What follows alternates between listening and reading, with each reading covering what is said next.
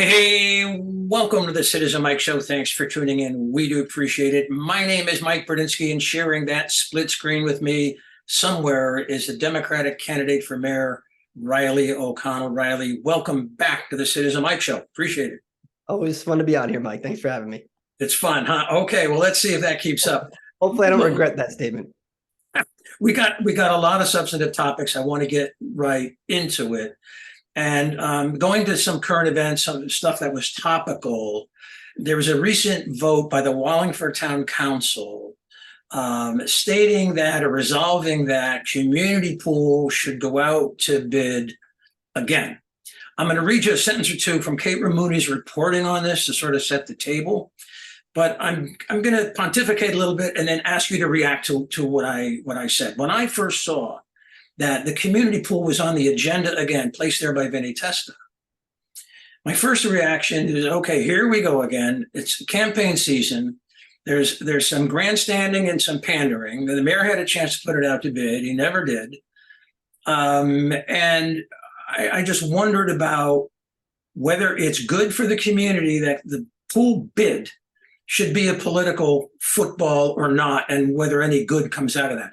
But before you react, let me read Kate Ramooney's lead sentence or two, and then we'll sort of get into it. This is from the Record Journal on August 17. Headline, councilors again vote to put pool project out for bidding. For the second time, the town council has voted to go out to bid on the community pool replacement project, and this time it may happen. In April 2022, the council voted on the same motion to replace the shuttered pool. That motion passed, but the administration declined to follow through. This time, Mayor Dickinson, who is not running for re-election, said the project will go out to bid. This is what Dickinson said. This is during the debate by the councilors, by the council, a lot of statements about the pool, how we need it, all that kind of thing.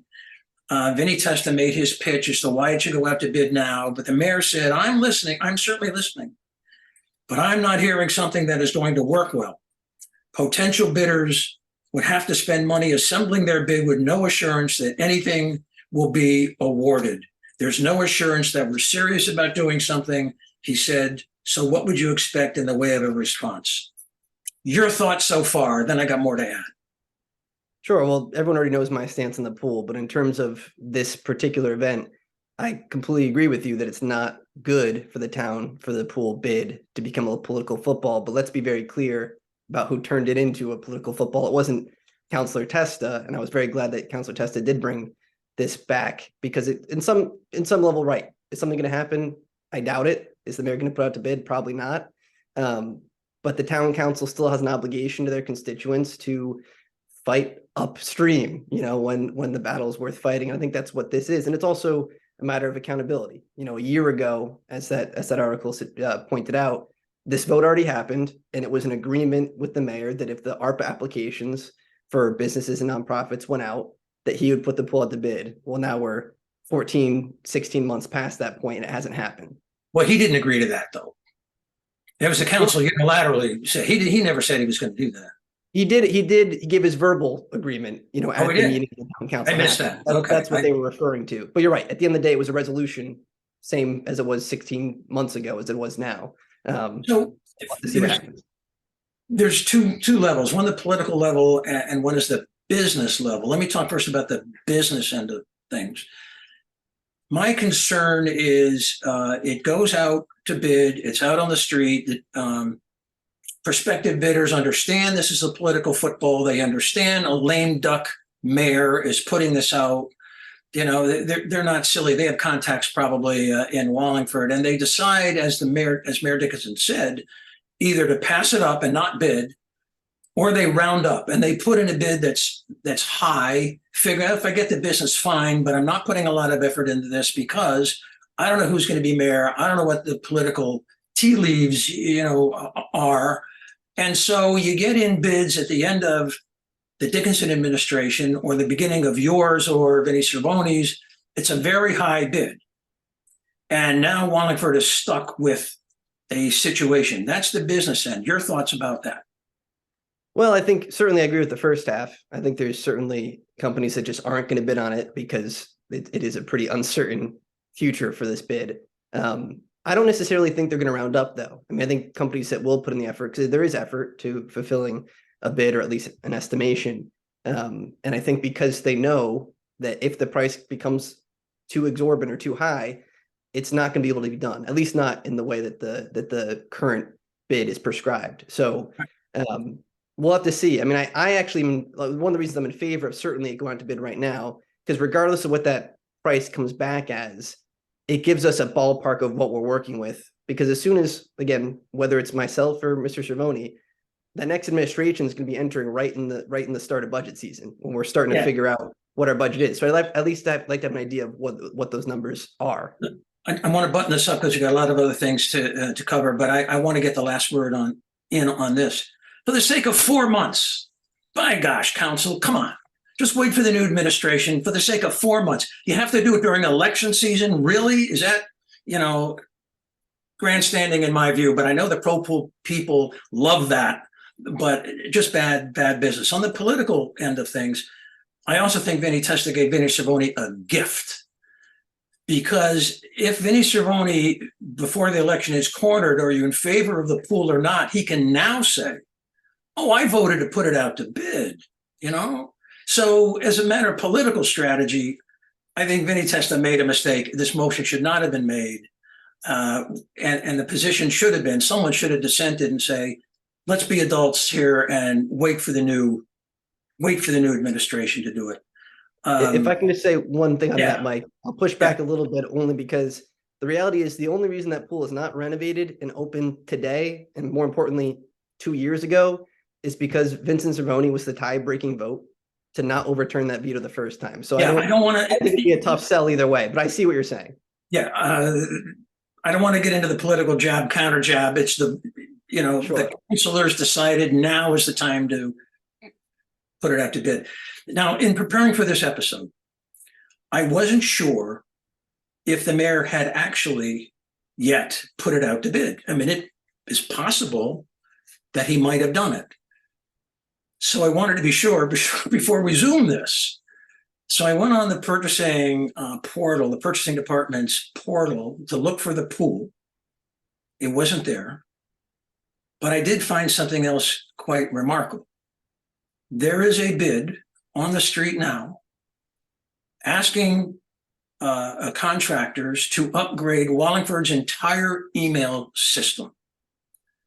It looks like a complete redo, remake, upgrade, modernization for 200 users, general government wide, not Board of Ed. They have their own system. And to upgrade the email system, and it looks to me it's positioned to be awarded before the vote in November. Just saying, when you poke around, you find some remarkable stuff. I don't know if you want to respond, but it just is what it is. And, look for that announcement in probably late September or October. Your thoughts? Yeah, no, it's interesting. I mean, I didn't learn about it until we talked right before the show when you mentioned this. And look, I'm not going to say it's a bad thing because this is clearly the direction that Wallingford should have gone in a long time ago. And I'm glad that it's going, or at least looks like it's at least hopefully proceeding that direction no matter what. But this is the reality of how Wallingford politics has functioned for a long time. There's a lot of backroom conversations and deals to promote, that might be more political expedient at sometimes than others, as opposed to what's best for the town. But let's take a win where we can get one, and hopefully we'll get Wallingford online soon. And hopefully this makes it easier to do something in my first 100 days because I already have a bid in.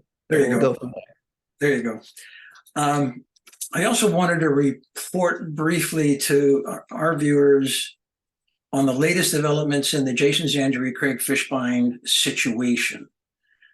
Those who watch this show know and remember that Craig Fishbein filed an ethics complaint against Jason Zandri because he's alleging that while Jason Zandri was an officer of the Grange, Jason asked for the Grange's ARPA application to be placed on the council agenda while he was an officer still of the Grange.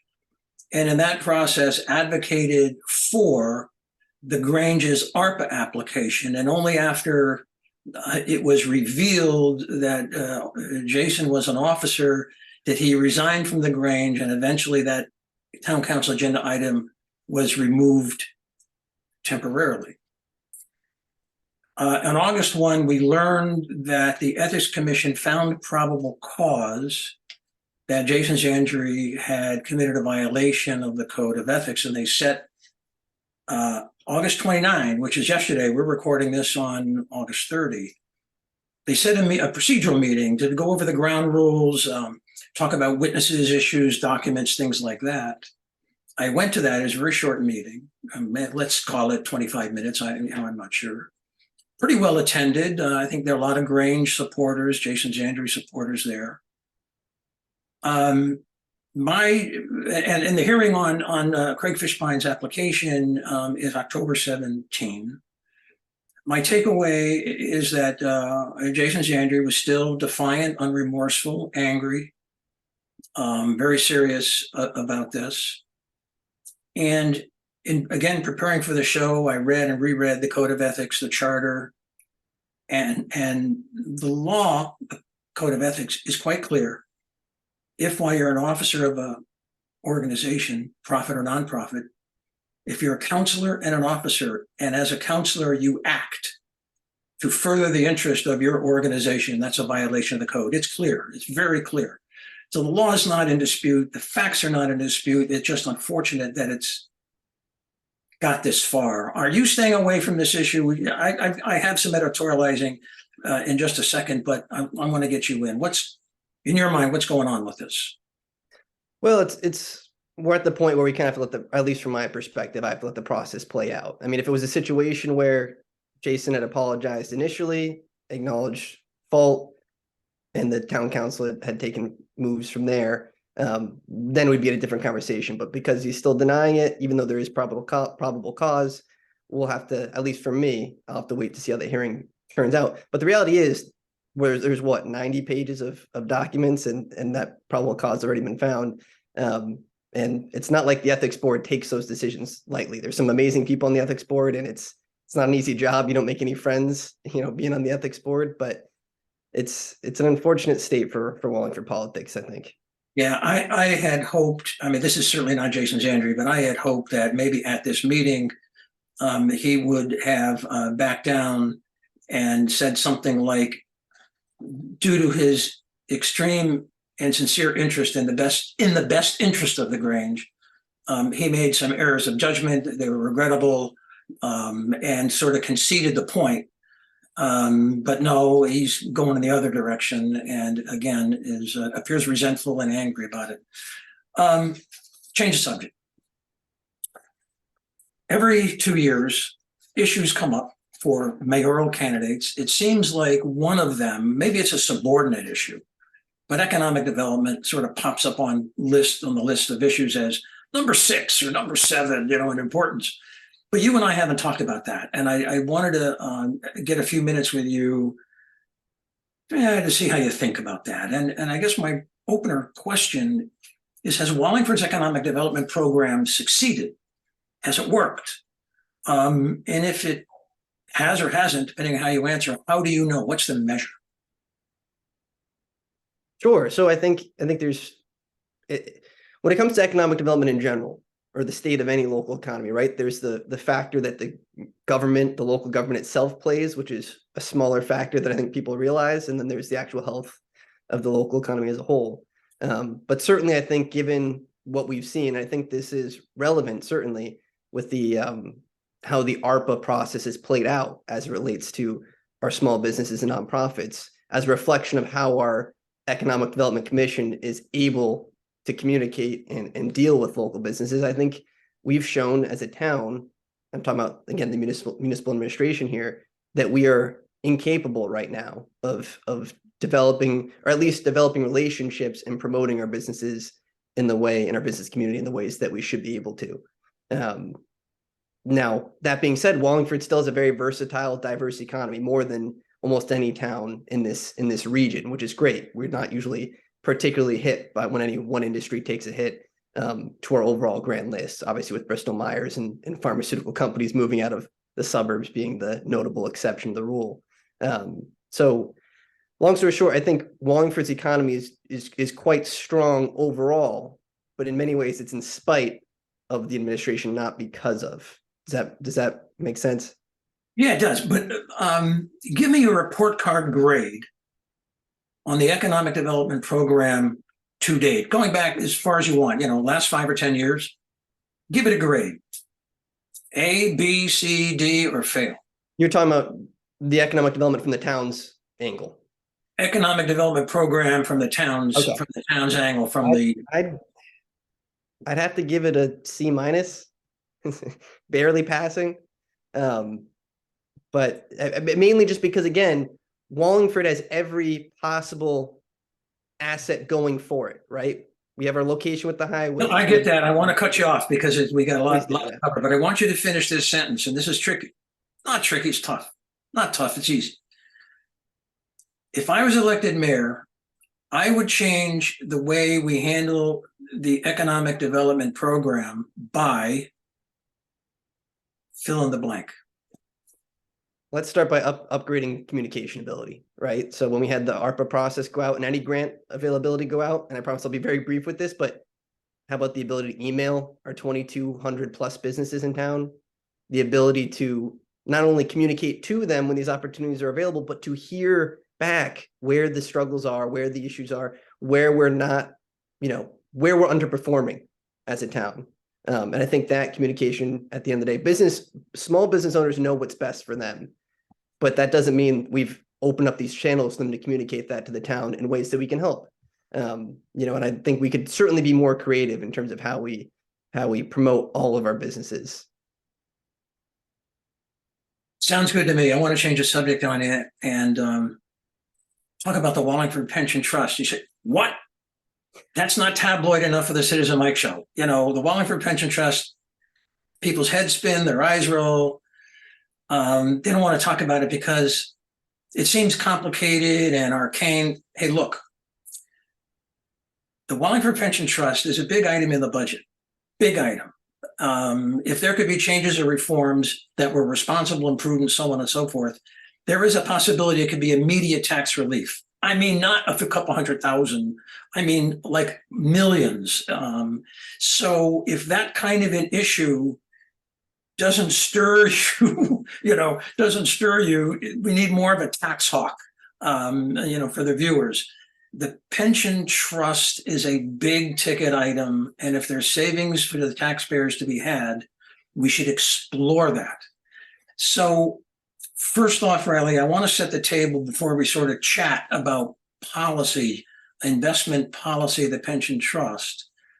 And I want to get up on the screen a page from the town's audit called the Comprehensive Annual Financial Report to sort of set the table for our discussion. It's up on the screen now. And the purpose of that is to show our viewers the magnitude of the dollars involved. And we have, first at the very bottom line, the lower right corner, how much money is in the trust. It's staggering. $223,883,000 as of June 30, 2022, more than a year ago, but it's the last available audit that's available to me. So this is what it was last year, almost $224 million. Some of that trust is funded in a couple of ways. One has to do with employer contributions. The other is employee contributions, and that's where the red arrow comes in, where it says $14,260,000 is funded there. And boy, if we could save money on that 11 million that you see, on that first row, if we could save money there, the taxpayers would really appreciate it.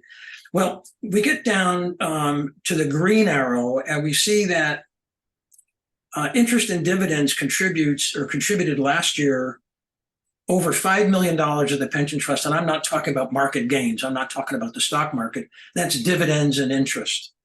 And then finally, on the blue line, we have to pay out almost $20 million to retirees, and we're not saving money there. There's no way we can cut back on what we pay to retirees, but there may be a way that we can cut down on the employer contributions. So I want to, again, this is in the interest of showing the magnitude of the problem. We got another slide up on the screen now. It shows the pension fund balance.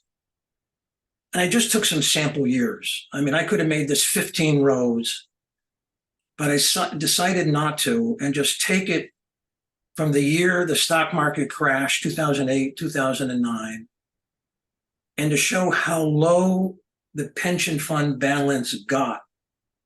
And then to show its rise again. It came back from 102,878,000 in 2009, fiscal year ending, to that almost 224 million. Did I say 102,878,000? Yeah. To almost $224 million. So the stock market goes up, stock market goes down.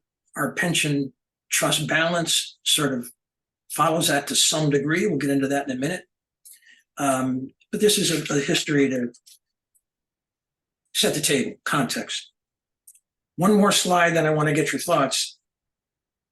And this shows how much money comes out of the budget every year. This is the general fund budget that the council votes on,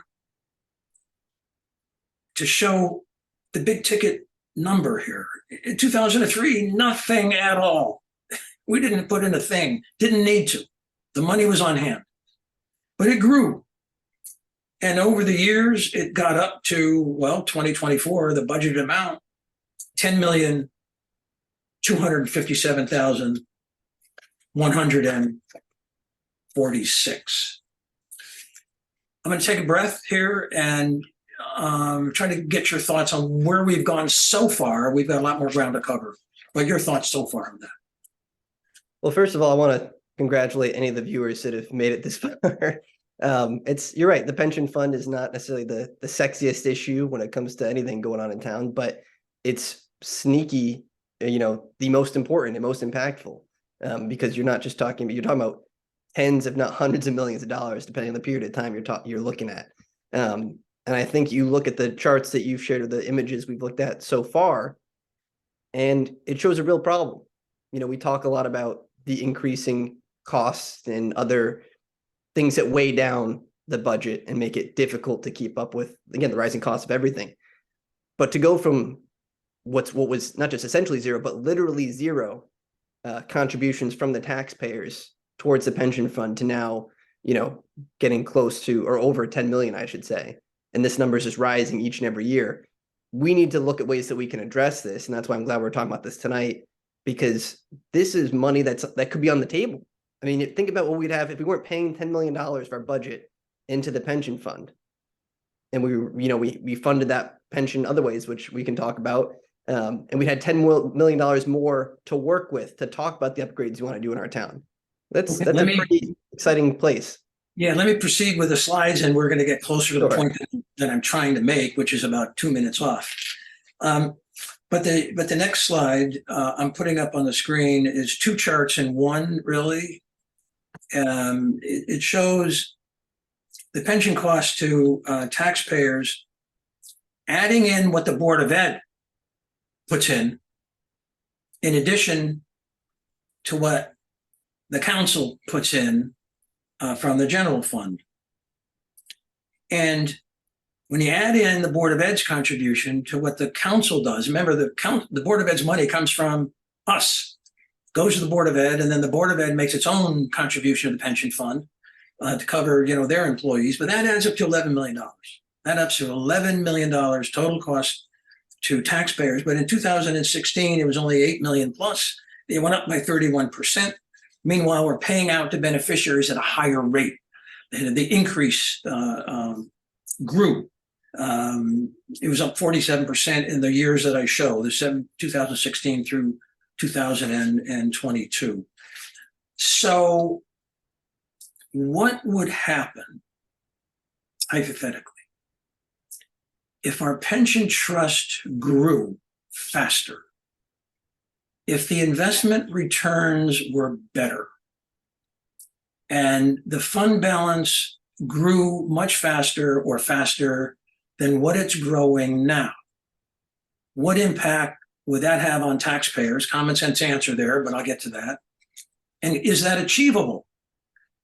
Two issues.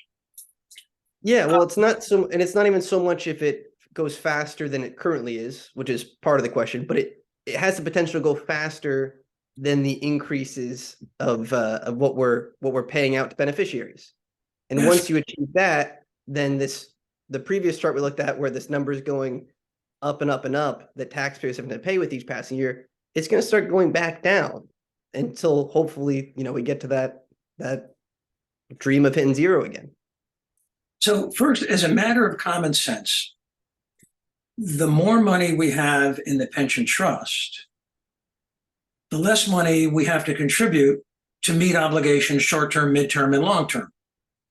Correct. So if we can achieve a higher growth rate in the pension trust than we currently have, the actuary, he's a consultant, I can barely spell the word, but the consultant says, because your pension trust is growing so much faster, let's say 12% instead of 7%, you don't have to put in as much money because market gains will cover that. And there's immediate tax relief for the taxpayer if we can demonstrate faster, growth of that fund balance. So I say, okay, what do we do? And one option is, let's take a look at what we're investing now and compare that to the S&P 500 index. And you say, wait a minute, that S&P 500 index sounds very scary to me. It sounds like you're gambling. It sounds like you're going to the casinos and you're throwing our tax, money, gambling it away. S&P 500 just sounds too risky. Let me read you about the S&P 500. See what you think. I don't mean you, but so this comes from a website that I go to a lot. It's called Investopedia, but you can Google S&P 500. I mean, this is a very basic measure of the stock market. But Investopedia says, what is the S&P 500 index? The Standard & Poor's 500 index is an index of the 500 leading publicly traded companies in the United States. Blue chip, that's how you read that. It's the blue chippy companies. They're strong companies. While it assumed its present size and name in 1957, the S&P actually dates back to the 1920s, become a composite index tracking 90 stocks in 1926. The average annualized return since its inception through December 31, 2022 is 9.8%. The average annualized return since adopting 500 stocks into the index in 1957 through December 31, 22 is 10.15%. And the average annual return measures a fund's or the index's long-term performance. That's a quick introduction to the S&P 500, but Investopedia goes a little further. The index, S&P 500 index, acts as a benchmark. Remember that. Make sure you get back to me on that term, benchmark. I want to talk about that. The S&P 500 acts as a benchmark of the performance of the U.S. stock market overall, dating back to the 1920s. The index has returned a historic annualized average return of around 11.88% since its 1957 inception through the end of 2021. I'm almost at the end. During the 2008-2009 financial crisis and Great Recession, the S&P fell 46.13% from October 2007 to March 2009. By March 2013, the S&P bounced back from the crisis and continued its 10-year bull run from 2009 to 2019 to climb more than 250%. The COVID-19 pandemic in 2020 and the subsequent recession caused the S&P to plummet nearly 20%.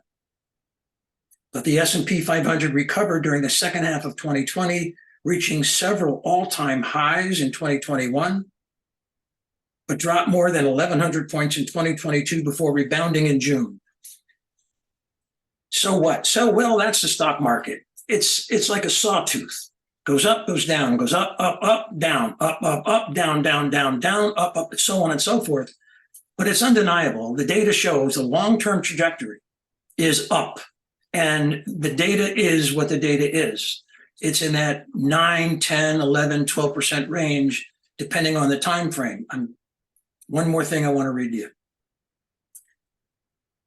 There is a column written by a certified financial planner about fund managers that try to beat the market. They try to beat the S&P.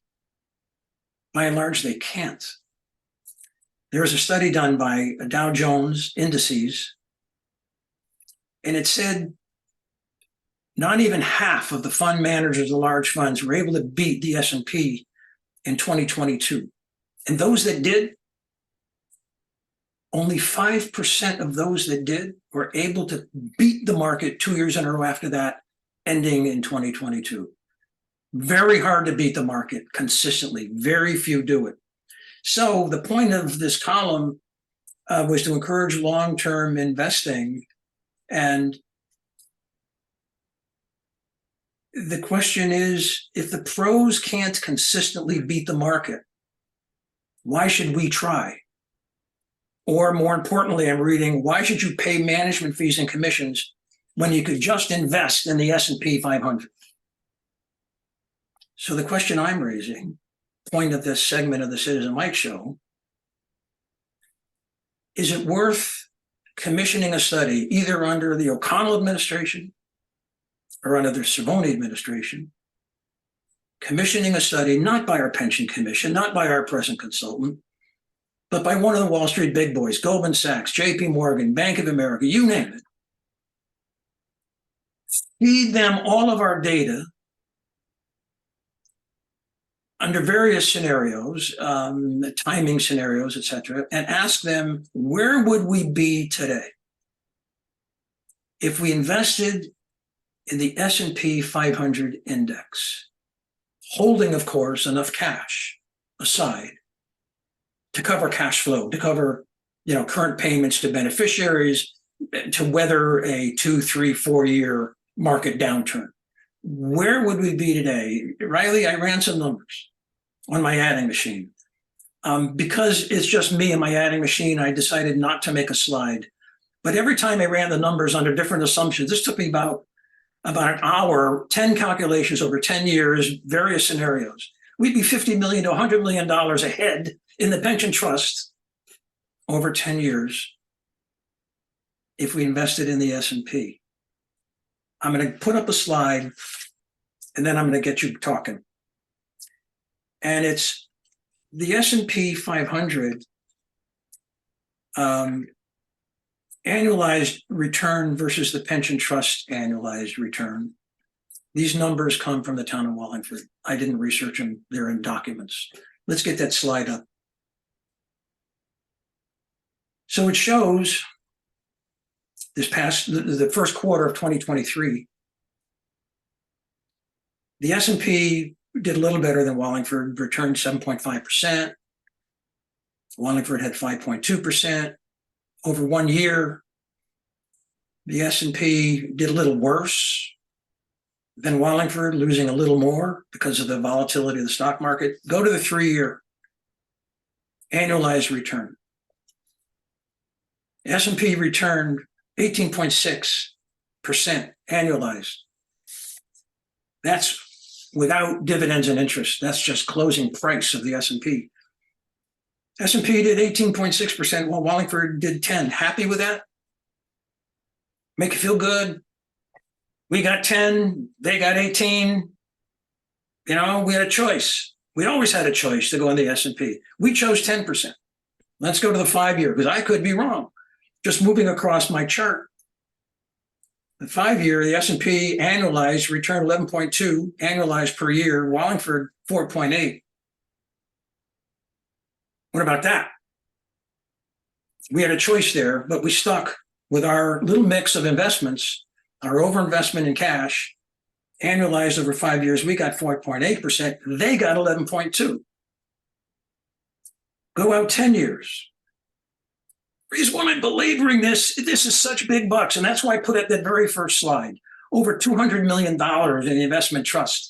And over 10 years, we're getting 6.6, and they were getting 12.2. And we've decided year after year after year, we're going to opt for that investment pattern, that investment policy that gives us 6.6. When just a flick of the mouse, pretty much, by the fund manager or or a consultant, he could switch everything over to the S&P and get 12.2. Now, as they say, past performance, Riley, is no guarantee of future returns. Put an asterisk over this whole episode. I get that. But when you go back to 1929 and the returns approach 10%, tell me what you think about all this. And if I throw out the word risk, oh, but it's risk or something, I don't know. I've talked enough. Let me just take a break and get your thoughts on where we are. Sure. No, I mean, I think let's talk about risk, because I talk about this exact issue with how badly the Wallingford Pension Fund investment returns are, market returns are relative to the market average. Or, again, most economists use the S&P 500 as you said, a bookmark, benchmark, or as a thermometer for basically the health of the economy. So you're pretty much getting the average returns. And the one thing that people respond to with a little bit of caution when I bring this up at doors is that idea of risk. When we invest, and here's the difference between the town pension fund and our individual funds, as my retirement fund, your retirement fund, anyone else's retirement fund. And that's that as human beings with lifespans, right? We inherently take on some level of risk whenever we invest any money, no matter how low risk the investment is, because at some point we need that money back to spend for our retirement. In a very, there's a narrow path there. For the town's eternal, right? In the pension fund, even more specifically, we know within a percentage point exactly how much we're going to need to take from that fund any given year to pay it out to beneficiaries. So we know that large swaths of that fund, the vast majority of that fund, as it stands currently, is not going to be touched for decades. And that allows us, again, when you talk about risk, you will not find any fund in the world of investing that is more insulated, truthfully, than a pension fund. And so absent having a 10-year recession, as opposed to 1, 2, 3, in which case I think if the country has a 10-year recession, we have bigger problems than just our pensions. Absent something like that so extreme that the world's never seen before, there's no real risk in terms of, at least we've seen in modern history, to investing this money. In the case of something like the S&P 500, where over time you can guarantee weathering any short-term recession. And so certainly, and I do want to correct your math a little bit at one point when you talk about the difference between, and let's give the Wallingford Pension Fund return benefit of the doubt. We'll round their 6.6 10-year return up to 7%, and we'll round down the S&Ps down to 12%.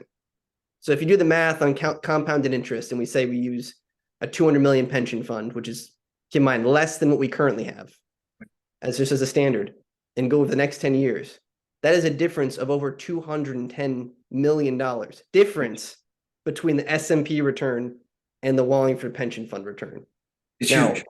It's huge. I mean, it's so big that when I say that number, I think people don't believe it. I don't believe it for a second until I triple check the math. And so that's really what we're talking about here. We are talking about not just life, we're talking about town changing money that we're leaving on the table by not pursuing better investment strategies. And if stop me if I'm going on too long, but I do also want to talk about what you mentioned and how difficult it is to outperform what the S&P 500 is, because I do think it's relevant. It becomes, you kind of get what you pay for when it comes to investments, and there's always, a range, right? It's certainly not, magic, right? If you look at these bigger entities, these big organizations, whether it's Yale or even Choate, for example, or even my alma mater, Bowdoin College up in Maine. Bowdoin College had a 60% returns on their endowment in 2021, I believe, or 2022. So, and they're always averaging well above the S&P 500, but that's because they're top paid employees of the organization, same as Yale and same as Choate, are their investment team. So when you have a larger fund of money to work with, which 240 million is nothing to laugh at in Wallingford's case, it does open the door to getting some of these heavier hitters, like you're talking about, with whether it's, and again, I don't need to name any of them, but people that can more consistently outperform the S&P 500. But at the end of the day, just as a starting point, there is no reason that we shouldn't just be invested in the S&P 500 relative to what we are now. Because right now, as you've demonstrated, we're underperforming dramatically. So I'm going to be the devil's advocate to my own point, which we all need to do. We all need to question our own thinking. So why is it that no other town that I know of, no other jurisdiction that I know of, local or state, invests in the S&P as their core investment, holding aside, enough cash to weather a storm? How come no one else does that? Serious question. Because if this was ever a matter of public debate and they went in front of the council, someone would ask, well, what does everybody else do? Well, they do what we do. They get they get returns that are substandard compared to the S&P. Well, how come they do that? And there needs to be an answer to that. I have two possible answers, but I'm not satisfied. There got to be more answers to that. Why do municipalities continually choose 6 and 7% over 12% on millions and millions and millions of dollars? One answer may be having your own unique market mix, having your own unique basket of stocks and equities, and saying, we're not trying to meet the S&P. We're just trying to do half the S&P. We're going to do that. We're not going to get 12%. We don't want that. We want to get 6 or 7. And we've achieved that. And I'm going to call that a benchmark. Don't say the S&P is a benchmark. It's too stringent, too difficult. I can't match it. So if I can convince you not to strive for the S&P return, but bring your expectations down, and all the towns with professional managers go along with that, then they have a safe haven, don't they? No one would put up in front of a town council meeting, S&P benchmark 12%, our return 7. It looks like they failed. And frankly, there was a choice made to opt for the 7% rather than the 12. So I think that's one reason to lower expectations and claim that, well, we're meeting our benchmark. The other thing is, if everyone invested in the S&P 500, these guys would be out of business. They wouldn't have clients. Wallingford would just invest their money in the S&P, you get some, cash deposits or whatever, and you wouldn't need an investment advisor. You'd stay with the S&P for 10 years straight, you come out ahead. So I think it's in the financial interest of some of these advisory firms to say, we have our own unique mix of stocks. We want you to go with that, and we'll charge you for recommending this mix, but don't expect us to meet the S&P. No, don't do that. Am I too cynical? I've got my own. I don't disagree with either of those potentially. I've got my own two theories, which are somewhat related. Tell me. Yeah, tell me. Really, so part of it is you got to keep in mind, not every town has a pension that's as funded as Wallingford's. So we are fortunate that we are 75% funded, depending on how you want to, whatever you're shooting for, we are on a higher end of funding. And not that long ago, we were close to 100% if you go back in the years. So that means we have more money to deal with, which means we're more risk insulated than some of these other municipalities might be. So that's one thing. My more pessimistic view, and I think, frankly, the one I lean more towards of why most municipalities, the vast majority of municipalities, do not, get anywhere near the S&P 500 is because there's a political element to it. Where if you look at those returns, because S&P is the barometer for the stock market generally, while you're going to average significantly more than what Wallingford's averaging, what these other municipalities are averaging, you're going to have years where the lows are going to be lower as well. Now, in the grand scheme of things, we don't care. We care about that long-term growth.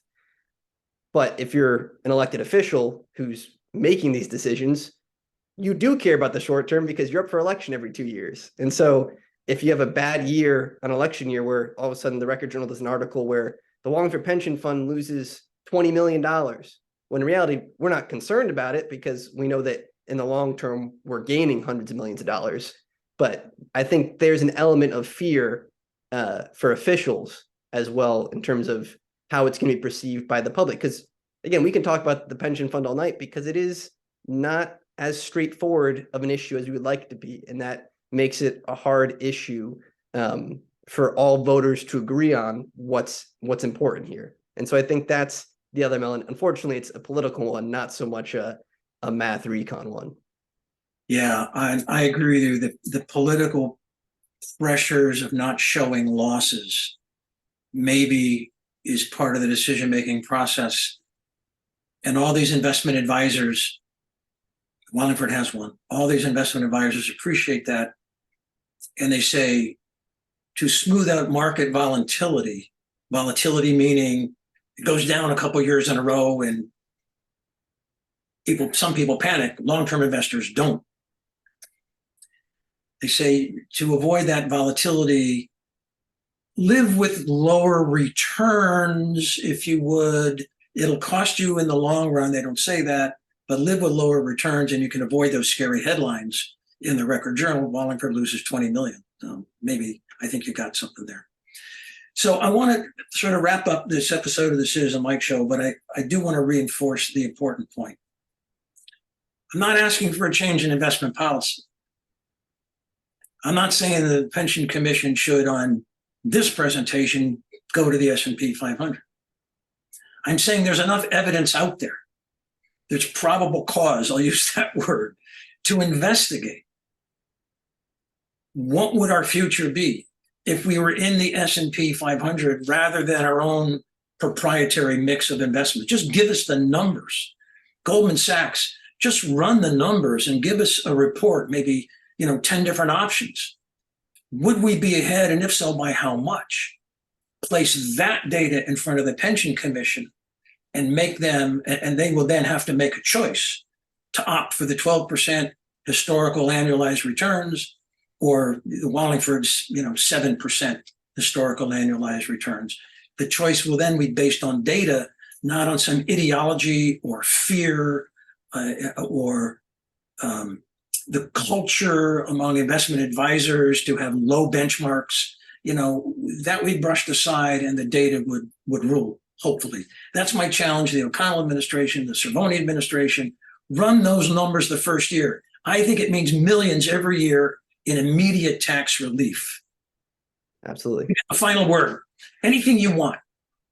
Yeah, well, I think the last word I'll say on this is it's twofold. What that study you're talking about. It's a matter of how much money should we actually be investing in the first place? Because, and I know we didn't have that much time to get into it today, but our current fund keeps a huge percentage, I believe it's about 20 to 30% in some version of liquidity or assets or whatever, basically things that are getting essentially 0% interest. So with 6.5% inflation, they're losing millions of dollars worth of value each year. So we have to analyze where that percentage should realistically be. I think, and I think you might think the same thing, Mike, that percentage should probably be lower and more money should be invested as opposed to kept in this liquid state. And then the other element that has to be studied is why specifically is the money where we are investing, why are those returns so much lower than the market average? And I think that's what brings it to the. I missed a mental note. When I ask myself, why do other towns do what they do, which is what we do? I forgot to mention, I think they're all in the same paradigm. I think they're all in the same conventional wisdom. And no one has broken from the pack and said to municipalities, no, it is safe and prudent to go into the S&P. And so they're all kind of locked into the same mindset. That's what I think, what I think it is.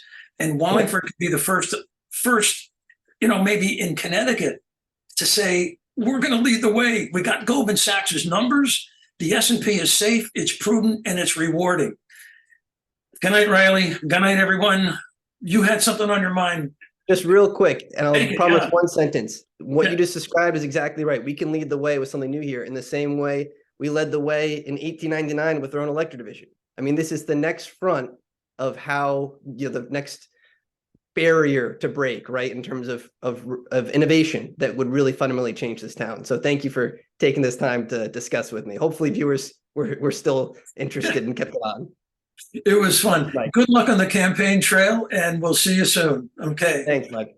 Good night, Riley. Good night, everyone. And thanks to WPA for putting the Citizen Mike Show on its channel. So long.